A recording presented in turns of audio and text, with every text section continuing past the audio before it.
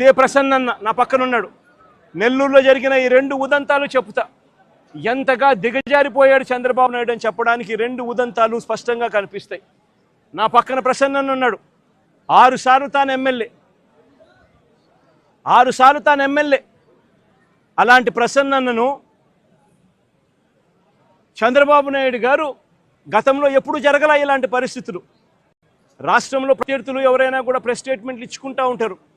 అటువైపున ఉన్న పార్టీ వాళ్ళు ఇటువైపున వాళ్ళు ప్రెస్ స్టేట్మెంట్లలో స్టేట్మెంట్లు ఇస్తారు. ఇటువైపున వాళ్ళు అటువైపున వాళ్ళని కూడా ప్రెస్ స్టేట్మెంట్లలో ఇస్తారు స్టేట్మెంట్లు. అటువైపున ఉన్న వాళ్ళు ఇటువైపున అన్అబ్జెక్షనబుల్ లాంగ్వేజ్ వాడినప్పుడు ఇటువైపున ఉన్న వాళ్ళు కూడా అన్అబ్జెక్షనబుల్ లాంగ్వేజ్తో అటువైపున వాళ్ళని కూడా విమర్శిస్తూ ఉండడం ప్రజాస్వామ్యంలో మనం రోజు చూస్తూ ఉన్న పరిస్థితి. కానీ ఎప్పుడూ కూడా ఇలా మనుషులను చంపేయడానికి ఏకంగా 80 మందిని 100 మందిని ఇళ్లకు పంపించేసేసి వాళ్ళు తాగుండి రాడ్లతోనూ కర్రలతోనూ మారునాయుధాలతోనూ వచ్చి కార్లను కూడా తిప్పివేసి పడేసే పరిస్థితిలోకి వాళ్ళు వచ్చి ఇల్లు మొత్తం ధ్వంసం చేసి ఇంట్లో 83 ఏళ్ల ప్రసన్నన్న అమ్మ, ఆవిడ మహిళ కాదా అని అడుగుతా ఉన్నా నేను. ఆవిడను బెదిరించి ఆ సమయంలో ప్రసన్న ఇంట్లో లేడు కాబట్టి సరిపోయింది. ఒకవేళ ప్రసన్న ఆ సమయంలో ఇంట్లో ఉండింటే ప్రసన్నను చంపేసే కార్యక్రమం కూడా జరిగి ఉండేది కాదా అని అడుగుతా ఉన్నా. ఇలాంటి దిగజారిపోయిన రాజకీయాలు గతంలో ఎప్పుడూ మేము చూడాల. నేను అడుగుతా ఉన్నా, ఇదే చంద్రబాబు నాయుడు గారిని అడుగుతా ఉన్నా, అయ్యా చంద్రబాబు నాయుడు గారు, మీ ఎమ్మెల్యేలు ఎంత హేయంగా మాట్లాడుతూ ఉన్నారు అని చెప్పడానికి నిదర్శనం నిన్న మొన్న జరిగిన నగిరి ఎమ్మెల్యే రోజమ్మ గురించి, ఎక్స్ఎమ్మెల్యే అంటే Rojamma ex MLA, sitting MLA, Nagari Telugu Desam party MLA ఎలాంటి మాటలు మాట్లాడాడు. చెప్పడానికి కూడా సిగ్గుపడే మాటలు, సిగ్గుపడాల్సిన మాటలతో రోజమ్మను హేయంగా మాట్లాడితే ఇదే చంద్రబాబు నాయుడు గారు ఏం చేశారని అడుగుతా ఉన్నా. మొన్న జెడ్పీ చైర్మన్ హారికమ్మ కారు ఆపి అద్దాలు పగలగొట్టి కర్రలతో దాడులు చేసి కారులో తాను తన మొగుడు ఉండగానే దుర్భాషలాడుతూ అన్యాయమైన తిట్టులు తిడుతూ వారి మీద దాడి చేయడం అన్నది మీ డిక్షనరీలో అర్థం ఏమిటి చంద్రబాబుని అడుగుతా ఉన్నా.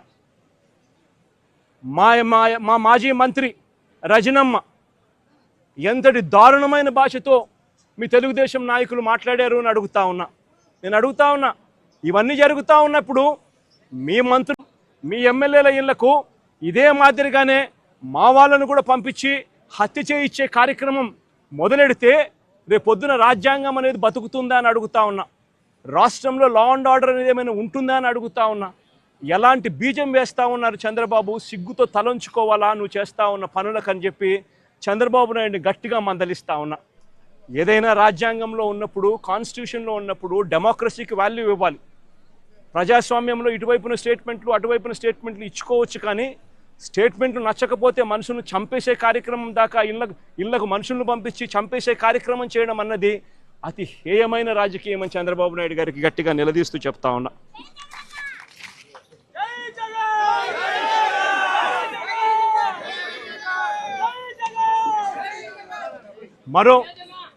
మరో ఉదాహరణ, నా పక్కనే ఉన్న గోవర్ధన్ అన్న కూతురు. నేను అడుగుతా ఉన్నా, గోవర్ధన్ అన్న జైల్లో పెట్టినప్పుడు వీళ్ళ ఇంట్లో బాధ ఉండదా అని అడుగుతా ఉన్నా. వీళ్ళందరూ పిల్లలు కాదా అని అడుగుతా ఉన్నా. వీళ్ళందరికీ బాధ కలగదా అని అడుగుతా ఉన్నా. ఏం తప్పు చేశాడని చెప్పి గోవర్ధన్ అన్నను జైల్లో పెట్టారని అడుగుతా ఉన్నా. ఏకంగా 14 కేసులు, గోవర్ధన్ అన్న మీద పెట్టిన కేసులు ఏకంగా 14 కేసులు. ఒక కేసు అయిపోతూనే ఆ కేసు అయిపోయిన వెంటనే మరో కేసు పెడతా ఉన్నారు. పెట్టి మళ్ళీ జైల్లో తాను ఉండే కాలాన్ని పొడిగిస్తూ ఉన్నారు. ఇప్పటికి దాదాపుగా ఎన్ని రోజులు అయిందమ్మా జైల్లో ఉండబట్టి? 64 రోజులు. 64 రోజులుగా జైల్లో ఒక మాజీ మంత్రిని పెట్టారు. ఆశ్చర్యం కలిగించే విషయం నేను చెప్తా ఉన్నా. ఆయన మీద పెట్టిన కేసులు ఏమిటో తెలుసా? ఆయన మీద పెట్టిన అన్యాయమైన కేసులు ఏమిటో తెలుసా?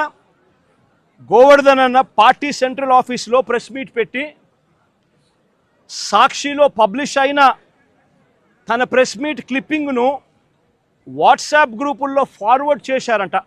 అదొక కేసు అయ్యా, అదొక కేసు, మనిషిని అరెస్టు. అంటే ఒక రాజకీయ నాయకుడు ఒక ప్రెస్ మీట్ పెడితే ఆ ప్రెస్ మీట్లో వచ్చిన దాన్ని మీడియా పబ్లిష్ చేస్తే ఆ పబ్లిష్ చేసిన ఐటెంను వాట్సాప్ గ్రూపుల్లో ఈయన ఫార్వర్డ్ చేస్తే ఆయనకు సంబంధించిన మనుషులకు అది కేసు, దాని మీద జైలు. మాజీ మంత్రికి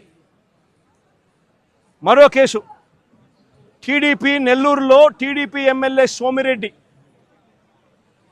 వ్యతిరేకంగా ప్రెస్ మీట్ పెడితే దానికి సంబంధించిన వీడియోను కాకాని ఫార్వర్డ్ చేశారంటూ ఇంకో కేసు పెట్టారు. అడుగుతా ఉన్నా, ఒక రాజకీయ నాయకుడు ప్రెస్ మీట్ పెడితే ఆ ప్రెస్ మీట్ తాను పెట్టిన దాన్ని తాను మళ్ళీ ఫార్వర్డ్ చేస్తే దాని మీద మళ్ళీ కేసు. ఉచితంగా తెలుగుదేశం పార్టీ ఇసుకే అన్నారు, ఉచితంగా ఇసుక అన్నారు. ఎక్కడ ఉచితంగా ఇసుక ఇస్తున్నారని అడుగుతా ఉన్నా. వైఎస్ఆర్ కాంగ్రెస్ పార్టీ హయాంలో రాష్ట్ర ఖజానాకు సంవత్సరానికి 750 కోట్ల ఆదాయం వచ్చేది. ఈరోజు రాష్ట్ర ఖజానాకు ₹1 రావడం లేదు ఆదాయం. రేటు చూస్తే ఇసుక గత ప్రభుత్వంలో మా ప్రభుత్వ హయాంలో కన్నా డబల్ రేటుకి అమ్ముతూ ఉన్నారు ఇసుకను.